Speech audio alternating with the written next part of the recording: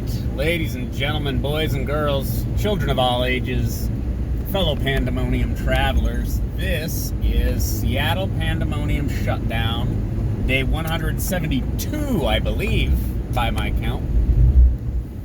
So what's going down? What's going on? Let me give a shout out to Pumpkin Spice on Twitter, one of my followers, one of my mutuals. Thanks for helping out.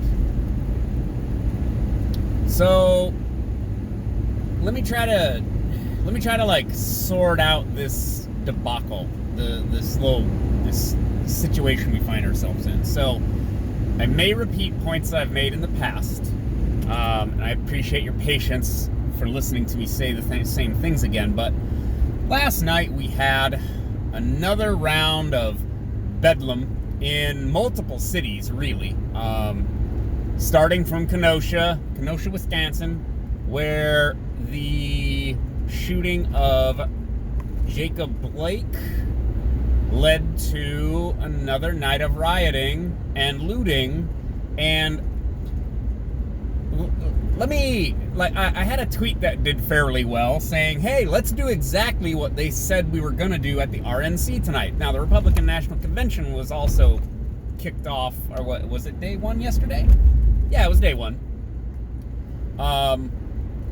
And they basically said, you'll get more chaos and anarchy and bedlam if we as a country sort of cave to this violence, this destruction and rioting and everything else. Now, what that is a reframing of what is generally received as a legitimate sense of grievance, right? So a legitimate sort of call for social equality turns into violent rioting and destruction, and then you go, hey, look, it's not actually about that objective good for these people. This is about this is just theft and destruction and communism, right? Like socialists trying to destroy the country. Now, they're not completely wrong. The BLM organizers have said that they are Marxists, right? So they will use the tools of Marxism in order to subvert the country, the media, etc., in order to achieve their goals. At the same time, there is a legitimate issue with police killing people in America. Like, they kill more people than ISIS, right? Like on the whole, so far, I mean, generally, it just is what it is. Now, obviously, the comparison isn't fair, but that's not the point of the comparison. The point of the comparison is to make you pay attention, right? Now, the RNC, let me address this. The RNC was way easier to watch than the DNC was. The DNC was yikes. That was like cringe weirdness. Like I can't even, weird doesn't quite describe it because it's supposed to be taken seriously. It was just bizarre, like the Billy Porter music video that looked like some high school kids made it. It was just like, what is this? Which is what led me to say, yeah, they're not actually trying to win. And I still stand by that in a certain sense anyway. But compare that to the RNC, and this is the messaging issue. The RNC was saying, look at these violent communists who hate America and they're destroying the country. And then everyone went out and burned down Kenosha, Wisconsin last night. Just businesses. Like, they burned down a jail, but they also looted a furniture store. They were looting mattress stores. They lit a car dealership on fire. There's the cars exploding. What is the optics? The optics are terrible for Black Lives Matter and for the Democrats when this stuff happens, right? And you had, I want to call him Small Business Chad, just a dude confronting, you might have seen the clip, I'll include the link. The guy in his pickup stops and talks to the people who are protesting. I'm not going to call them rioters. They might have been rioting, but they were protesting at the moment in the video, right? And he asks them, you know, like, he's like, what are you doing? Like, you're destroying people's lives that they have invested in their businesses. Something I've said multiple times at this point. Property rights are human rights. And they say, because they're like, people are talking past each other a little bit, I think. They say, no, we paid for that. Wait, you paid for the furniture store? And he's like, what are you talking about? Like, what about this furniture store that got burned down? And then one guy's like, no, I'm not talking about that. And it's like, that's what he's talking about. That's the unacceptable part. I don't know, get mad at the jail. Go to the courthouse. Go to City Hall and besiege the place. Make these people frightened. I don't necessarily care, but why are you burning down the mattress store and stealing all the mattresses? That's not protesting. That's just stealing shit.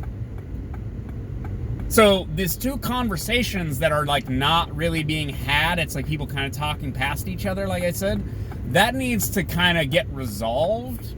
Like, those people in that video need to meet up and sit down and have a coffee and discuss what it means to live in a society, because we can't execute a society like this where people have wildly different expectations about how you are supposed to behave and who has a right to what. And also, people completely disregarding, so you had concerned citizen chat. Honestly, he kind of looked like he might have been a young Asian American man. Guys with guns defending businesses. And then when protesters confront them, and you have another video that I'll try to include the link to, this girl arguing, telling these guys, you're not for protest if you don't let us destroy these buildings. You just, like, I cannot make this up. She's saying, you don't support us if you don't let us destroy this stuff. Property, it's people over property, therefore, protesting, we can destroy all this stuff. And it's like, I'm sorry, no you can't. No you can't. And the only reason that more people haven't been hurt is because people are saying, sure, fine, like, I'll just deal with the destruction. You've got businesses permanently not reopening because they've been ransacked and there's just nothing left and there's no purpose in them reopening the business. They can't make it viable. You killed that business. You killed those people's dream. That's messed up, and calling it a form of protest is gross and weird, and more people will get shot as a result of this behavior. Like, people will just not lay down for this anymore. You had the McCluskeys down in, Louisville? They got arrested for brandishing firearms at people who trespassed onto private property. That is a really bad precedent, and it just continues to get worse. And in this case, in the case of Kenosha, I believe, the Armed Citizens Brigade arrived and stopped protesters from destroying cars in a car lot and setting them on fire. So, like, some of them got destroyed, then these guys showed up with guns, and then the destruction stopped. So, lesson in there. It's just so tiresome, guys. It's like, if we're gonna protest, then let's protest. If you wanna shift the political landscape, well, then run a political campaign. Step up, get in office, become an alderman, become mayor. Like, I've been joking about running for mayor. Maybe I'm not joking. Maybe I should just file paperwork and see what happens. You know what I mean? Like, if you think that you're right, then take the position of power and then change things so that the thing that you want to happen happens.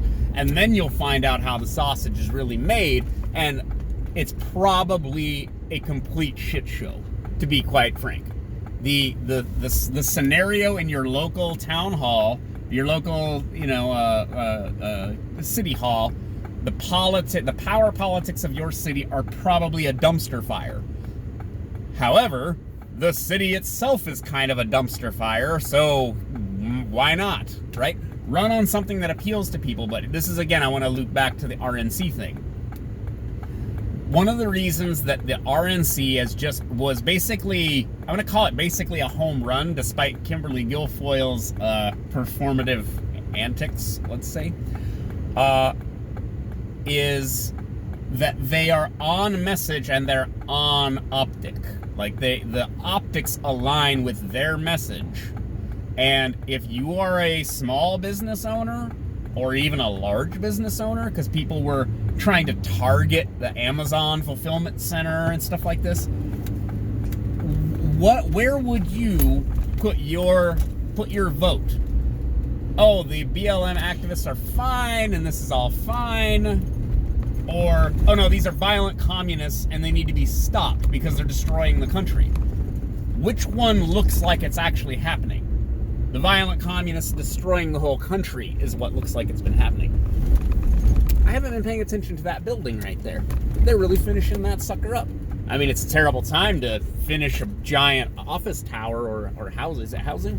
At this current moment, but hey, they made progress. We can get something done. But no, the RNC are on message. They're on optic. It's clear, right? What their intentions are and what their value, how their values correlate with what is happening in the country. It's a reframing, but that's, I don't know. I mean, that might be 90% of politics, is just trying to reframe things so that they, honestly, the Republican message is not as dire as I think our situation is, but if they fully addressed how messed up various things are, it would have been more frightening, and you don't want to frighten people too much. You want to frighten them a little bit. But this is the thing. The DNC was all about how the country is a racist, discriminatory hellhole and everything's terrible. And we have to change everything. Whereas the Republicans were like, no, it was fine. We just got to get people back to work and get people making money, and a lot of going to the stars stuff. I seem to recall that a lot of, we went to the stars, we achieved the stars, going star, space travel. Yeah, let's make space travel stuff happen. A lot of that kind of language is what I kind of remember anyway. But yeah, that's the point though, is where everything is just so in flux and it's just bizarre. Like watching the RNC and being like, yeah, pretty much. And then watching the DNC and being like, yawn, like, this is tired. You know what I mean? Like, it's just tired. And it's scoldy. Like, and you have the line from Michelle Obama. I don't want to read too much into it, but she was basically like, all this chaos will continue unless we elect Joe Biden. And it came across like a threat. I noticed it, and I was like, oof, that sounds like a threat. And then other people, of course, said the same thing, but I was just like, yikes, yo. It's somehow like, we will keep making this happen unless we get the political outcome we want. And it was just like, yikes. That is, like, it doesn't take a lot to read that into what she said. Which then again is still just on message for what the Republican Party's message is. And you got a Tesla and it's all dirty like that? Come on, man. But yeah, another city burned, a whole bunch of people's lives ruined by having their businesses destroyed. What was it? I think it was Milwaukee. You had some homeowners come out and fire some warning shots at people. Again, you're going to see more of that if this persists. I mean, you already had the National Guard called out in Kenosha, probably other places. You had some rioting in Madison, Wisconsin, Madison, Ohio. See, this is why you shouldn't listen to me. I don't know anything.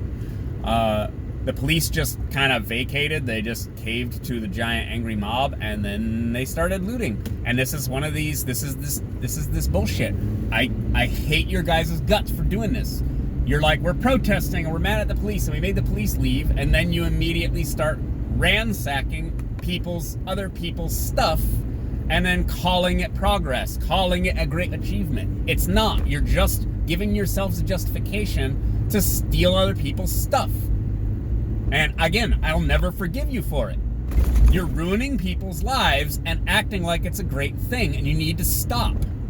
And again, violence will be visited upon you by the people who won't back down. They're not going to just let you ransack it, and then you're going to set this precedent, and then in other places, people are going to get killed. Ugh. Allegedly, family housing was being burned down, too. Good work, guys. Good work. Burning down some people's house. That's honoring the memory of the people killed by the police. Well done. All right, that's enough scolding from me for one day. I'll talk to you guys later. Bye.